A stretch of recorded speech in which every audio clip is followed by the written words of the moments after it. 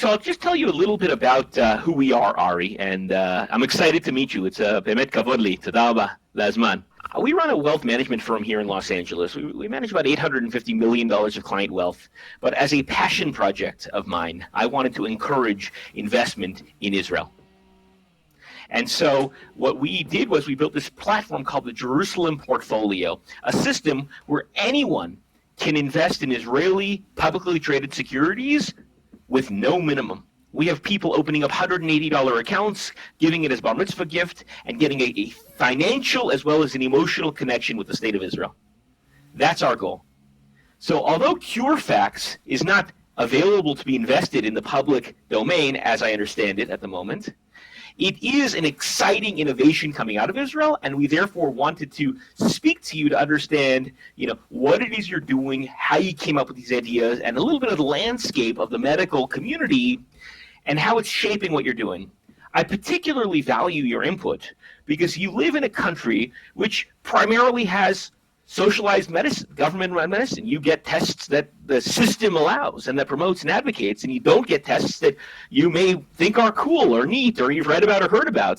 And yet you're building a platform that specifically addresses those exact problems bechul, in outside of Israel.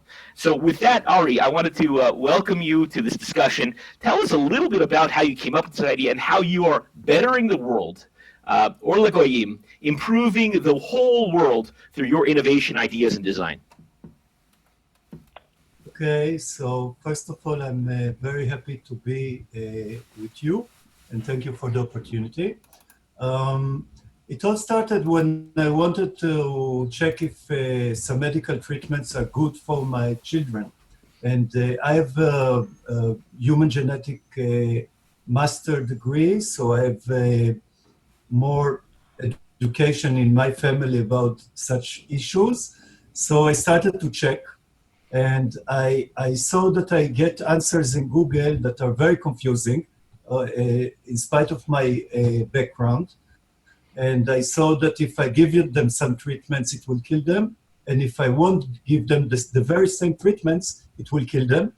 And then I after 2 hours of Google, I didn't give up. I said, okay, let's go deeper. And I started reading clinical trials. And after 5 agonizing hours, I found out that I have no clue. Okay? So after 7 hours of looking for treatment, I found a clue, and the clue was something that is called systematic review. And systematic review is actually a summary of all valid clinical trials, because not all of them are valid, but those that are done randomized in the proper way, all of them combined. 2 medical doctors are looking into all of them. It takes them a year, and they came up with, here is all the data that exists, all the research that has been done for the last 100 years. Here is the summary, here's the conclusion, here is what we recommend. And then it was midnight. I was very tired after 7 hours of looking into this stuff, but I said, hey, this is what I was looking for. I have here all the science combined into a conclusion that because of my background, I can understand. And then I had 2 thoughts. First of all, I understood instantly what I should do with my children. It was very straightforward. But then I thought, if with all my background and everything, it took me 7 hours to reach to this conclusion, and this material is great, how come the public doesn't know about it? And what happens if normal people look for treatments? Probably it will take them 20 hours and they will still won't have a clue. So then I said, maybe, just maybe, there is an idea here for a startup. Since in my profession, I'm actually a strategic consultant, and I work with various companies, some of them pretty big. I work with Google and with eBay and with pharma companies and with all sorts of organizations. I said, okay, if there is an idea for a startup here, I have to inspect it in a normal strategic way. Meaning, is there a huge demand? Is it economically viable? Is it important to provide everybody with the best evidence about medical treatments? And then what I found amazed me. The first thing I found is that actually the biggest demand for information on the internet is for medical treatments. Actually, 1 in 30 searches in Google is about medical treatments. It translates to 3 billion searches a month. Wow. Out of it, can you guess which country searches the most? The United States. Of course, you actually represent 5% of the population in the world and 50% of these searches. So it's tenfold. But that has to do with the fact that we have TV advertisements for medical treatments targeted to the consumer. You in New Zealand are the only countries that are allowed to advertise.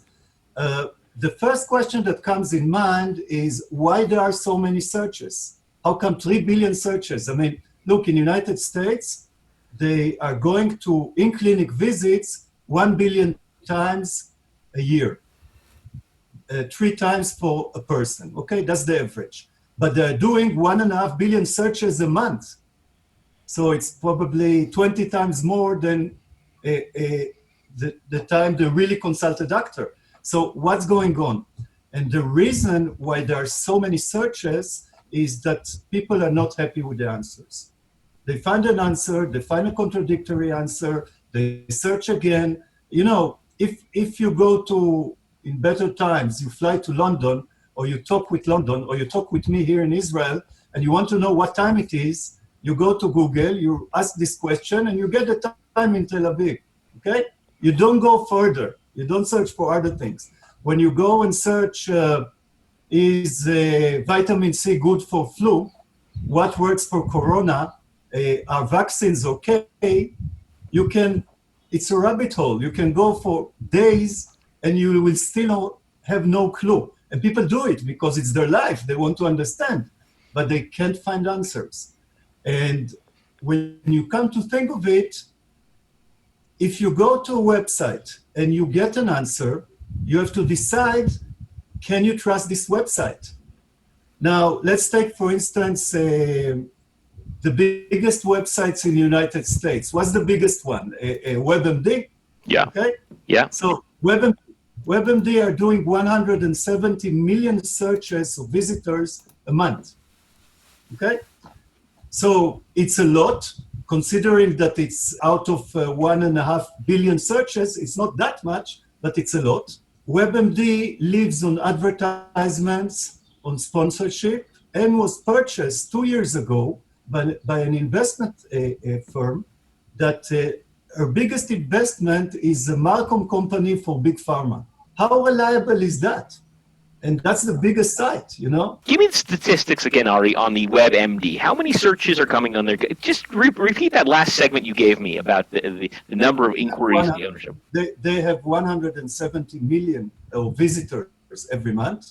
Most of them come from Google, and right? You know, even if people know WebMD, they start searching in Google, and then they see WebMD. Oh, we know that. They go there. And so they have a lot of traffic. But can you trust them? And then when you think of it, that most 90% of their income comes from advertisement and sponsorship of medical treatments. And they were purchased 2 years ago by an investment firm that their biggest investment is a marketing communication company for the big pharma. Yeah, it's a problem. How reliable is that? It's a big problem. It's a big problem. So actually, people, including myself, are not qualified to decide, is it a reliable information? So they keep on searching, they see contradictory information, and they have to decide about something very important that can kill them if they make the wrong decisions, and they have no clue. On the other hand, there is this very scientific information that summarizes all the valid research that has been done, but nobody knows about it.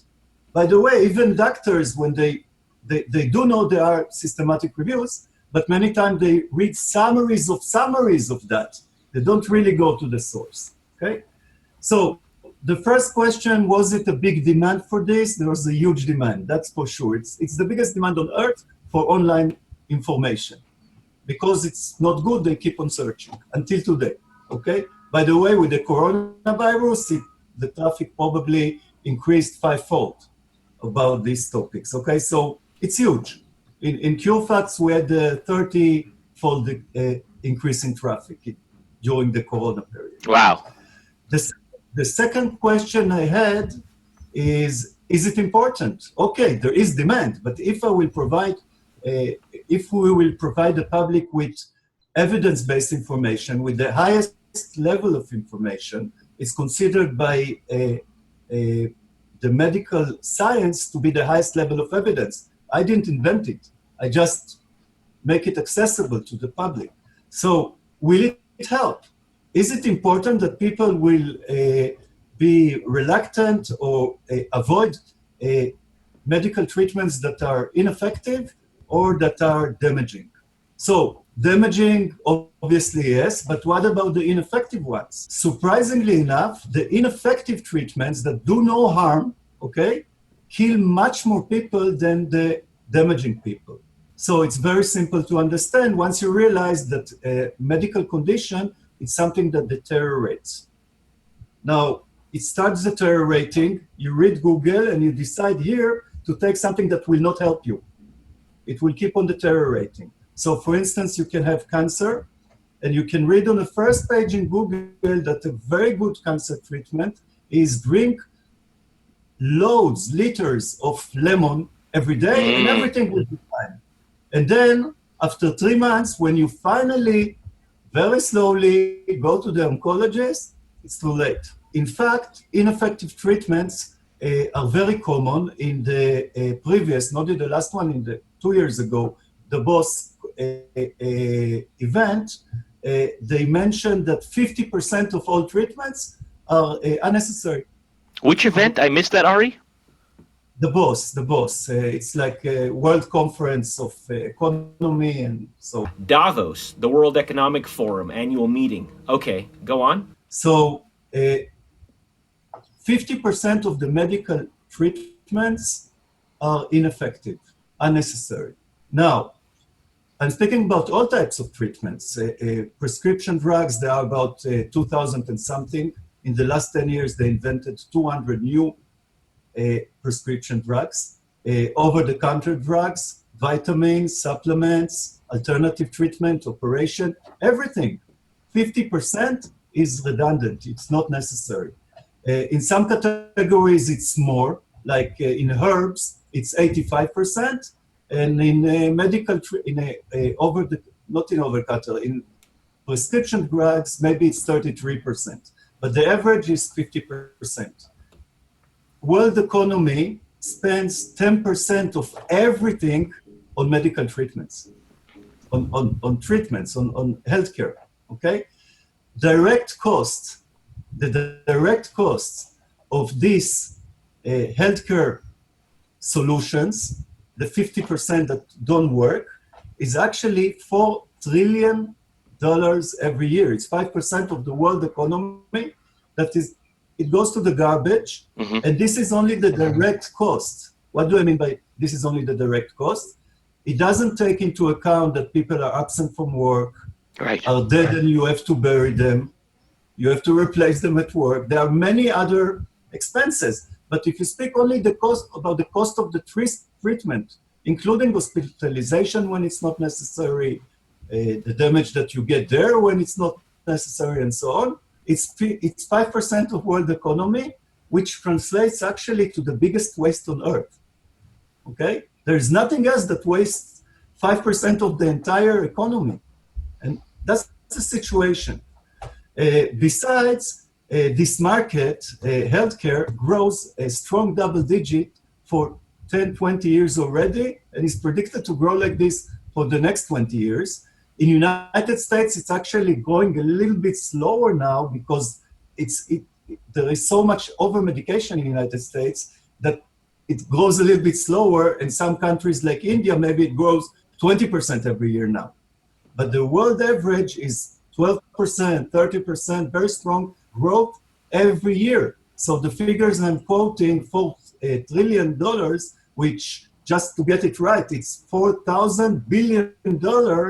Yes, Big number. it's a big number that belongs 2 years ago. Maybe now it's 5, it's 6. It keeps on growing. It grows all the time. So I realized that it's the biggest demand on earth for information. I realized that it's the biggest waste on earth if people don't know what to do. And then I read that actually it's number 2 cause of death in the United States and number 3 globally. United States has a bigger problem. Now, how come you never read of it? If you go to a list of causes of death, you will never see over medication or over treatment. This is not on the list, okay? But actually what happens when a doctor writes the reason of death, the cause of death in the certificate, the death certificate, he writes something. He has to write something. So for instance, if somebody took a drug, then he was very tired and he fell asleep while driving, the cause of death is car accident. Right. It's not a drug. It's the immediate cause of Somebody death. took a drug and committed suicide because of the drug, okay? A psychiatric drug. The cause of death is suicide. If somebody took a drug and Right. got a heart attack, the cause of that is heart attack. So you don't find it, but people have been researching it and investigating it, and the conclusion was the second cause of death in United States. So it really kills a lot of people. So let me just rehash what you're saying, Ari. You're saying that 5% of world GDP and $4 trillion is spent on unnecessary medical treatments, which are actually causing death. Phenomenally interesting. Unnecessary medical treatment. Wow. Official figures about 10 years ago in the United States was that the waste was $210 million only in the United States, not globally. But actually it's much higher because not everything is recognized, is registered. So the bottom line, I started at midnight an investigation of what's going on. And after 1 year, and after I've been interviewing about 100 CEOs, because being a strategic consultant, these are my clients, so I can approach them. So I asked various people from various industries, what do you think of it? And what do you think about what I'm suggesting to do and so on?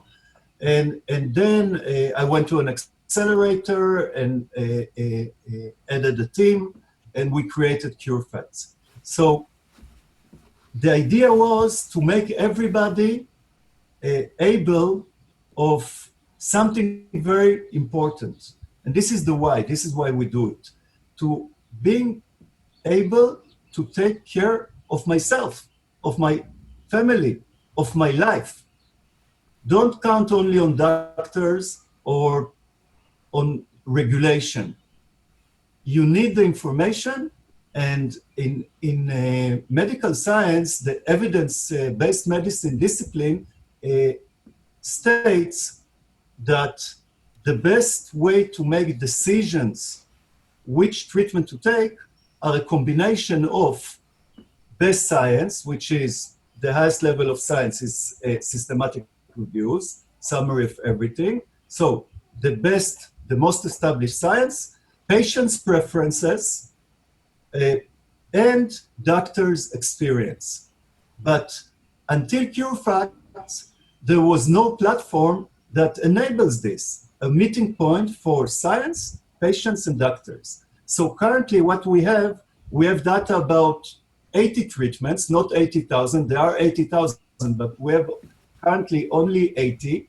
And this is why we need money, because we are going to use this money to make our NLP, which is type of artificial intelligence, natural language processing, better to extract data from systematic reviews, and which is more expensive, to hire dozens of doctors to edit everything, okay? Because it takes time. A doctor can write something like 100 treatments, the data about 100 treatments a month. So I need years of doctors in order to, within a year, to have data on all 80,000 treatments. Now, once I have it, uh, basically there will be no reason to go anywhere else because this is what science says.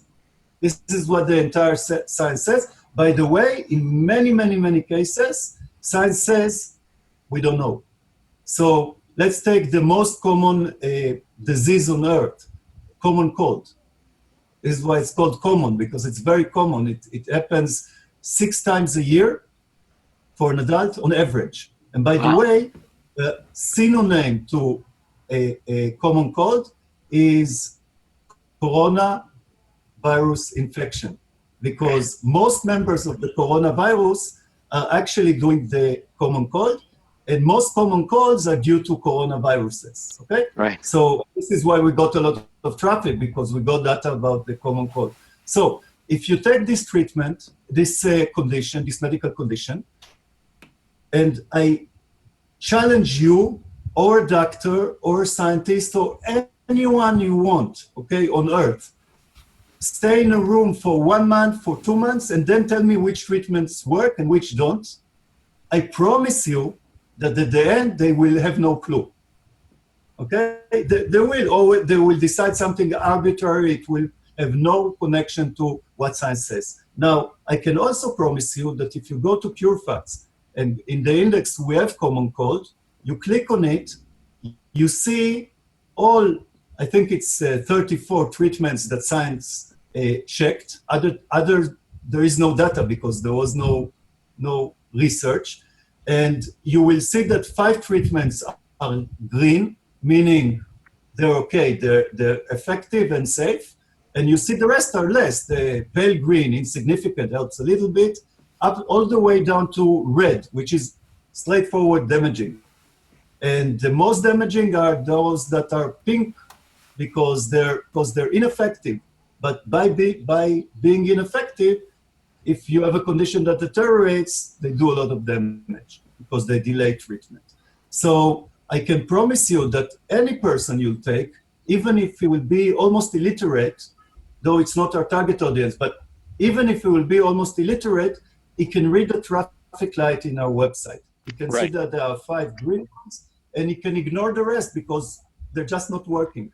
So give us a sense, how deep is your database? You've got about 80 treatment protocols. Out of 80,000. So 80 treatment protocols out of 80,000 currently sort of digested and processed and interpreted by your systems. How many diseases does that 80 treatment protocols correspond to? Because you said you had about 35 just for common cold. There are 20,000 diseases defined, okay? Probably it's also a matter of definition, but defined, there are 20,000 diseases, and there are 20,000 treatments. Now, some treatments are used for more than one disease. Each treatment, when you do research, you connect it to an age group. Mm-hmm. So 20,000 treatments, 4 age groups, toddler, babies, children, adults, and seniors. So it translates to 80,000 indications. This treatment is for prevention or treating this disease for this age group or for this subgroup. You have also information about subgroup. So in CureFacts, currently, we cover 2 or 3 diseases, that's all. Oh, wow. So let me ask you, when I look at CureFacts, I look at a disease like breast cancer. I mean, it is so heavily researched. People in lung cancer say if only their ribbon was pink, maybe they would get as much research money because there is so much funding going into that disease. Why has CureFacts not been able to digest and synthesize such a well-researched and documented disease with so many advances as breast cancer? Tell me a little bit about your algorithm and how it works and why it hasn't yet been able to give me good information on breast cancer. The algorithm basically works the same on any systematic review, so it doesn't matter. It was our business decision to start not from cancer. Most searches are not on cancer. Usually when you have cancer, you trust your doctor, you say it's too complicated. So we looked into Google analytics and we tried to check which medical treatments are the hottest topics or which conditions are the hottest. So conditions that are really hot meaning that the public searches for are depression and anxiety, pregnancy. There are some things that are more common. So we decided that we'll go one by one, disease by disease, starting for those diseases that people are really looking for. This is why. But basically, once I managed to raise now the seed round, something like between $1.5 and $2.5 million, within a year we'll cover everything. Now, the bottleneck is not the algorithm. The bottleneck is not the NLP. The bottleneck is the doctors. They can work on 2, maybe 3, or maybe 4 indications a day. That's it. And then they work all day long. It's a lot of work. So it's not fully automated. It still requires a physician's synthesizing it. What part of your process is automated and artificial intelligence, and what part of your process is human and MD, medical doctor, handled? I don't know how to quantify it, but definitely the algorithms work very fast, but a human touch is needed. Why? I'll give you some examples. A doctor can look at some treatment and recommend, okay, but if you take it, take also vitamin E and it will work better with that, okay? Or it can say, okay, but from a certain age, this is more risky. I give you an example, okay? One of the treatments for common cold is Advil, okay? Now, Advil, everybody take Advil. What's wrong with Advil? Sounds good. You have less fever, less pain. It's great. One of the problems with Advil is that the older you get, you have higher chances to have hidden kidney problem. And if you have a hidden kidney problem, you can take Advil and die.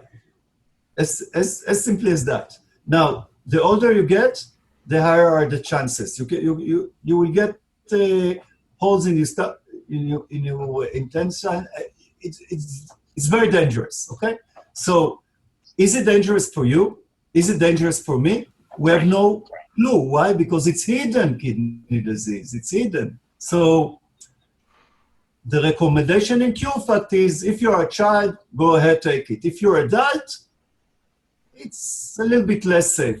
If you're a senior, don't take it. Use alternatives. Use other substances, okay? Now, you will not see it. Okay, I correct myself. You will see it if you really dwell deep enough into prescription drugs and what they write about them and the pamphlet and so on. But basically, all prescription drugs are a little bit dangerous. Otherwise, they didn't have to regulate them. And all of them have a very long list of side effects and problems. How can you decide? Right. If you go to a website, you don't even go to a website. You go to a pharmacist and take Advil, or you have it at home and you take Advil. So some people will not use CureFacts because, I don't know, they do what they do. They don't even search in the internet. It's their problem, okay? People that use CureFacts usually are that will use also, that are looking for information, that are looking for evidence in the United States, where was the biggest searches, the most of the searches, are women, a little bit more educated, ages 25 to 55. Why? Because they take care of the entire family. I had groups of students, many groups of students in Israel that I lectured. I asked them, look, if you have a problem and you're at the college, what do you do? Call mom. Call our mother. Yeah, call mom. Ima. So Ima is doing the check. She's checking for herself, for her husband, for children, for parents, for everybody. By the way, my family, it's my job because I take care of my mother and of my children. Why? Because I studied it. But in most families, Understood.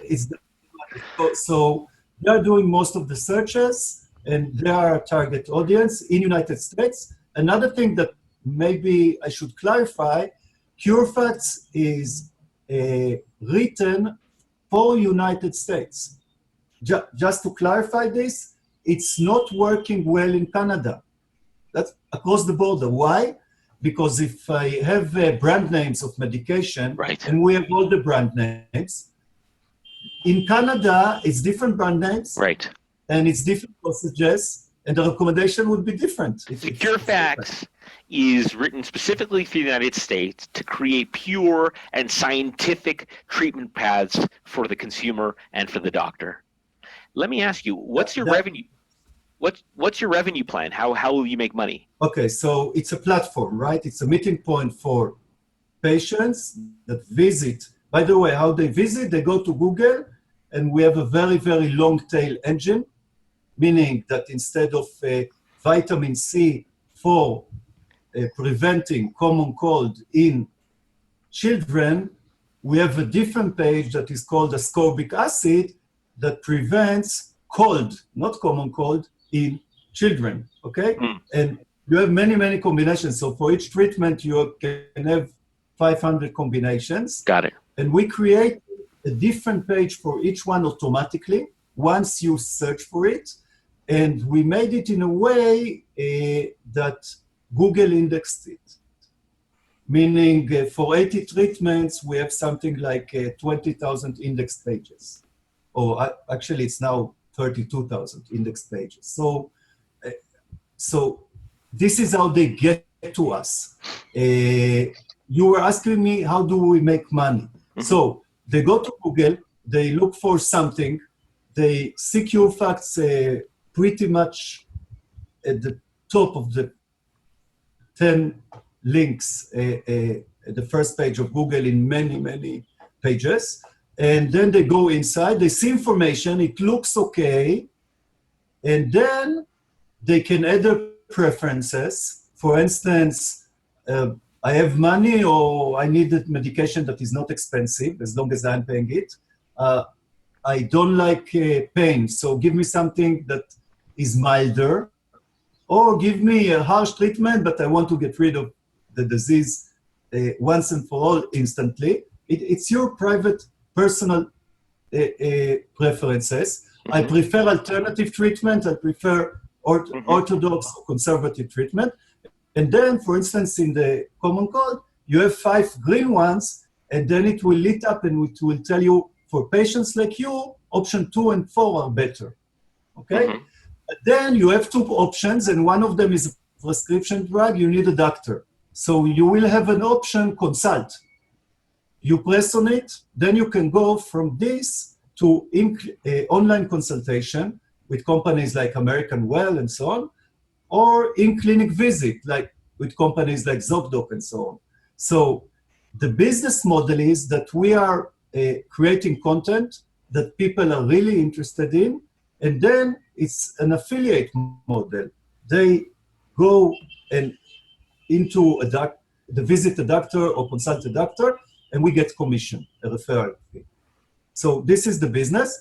Our business is based on economically on that 1 in 100 visits, somebody wants to consult a doctor, or somebody needs a prescription for a doctor, and then he calls the doctor through us, a video conference, or visits the doctor through us, and then we get some money. It's enough to become a unicorn, because these are the figures. So now, by the way, if we weren't a unicorn, we're still doing something very good for the world.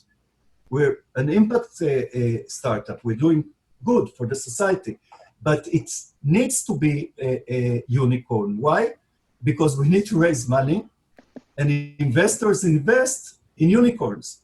But luckily enough, the figures looks as if it's going to be okay. So how long would it take you to turn around a result? Suppose I said to you, I want information on breast cancer.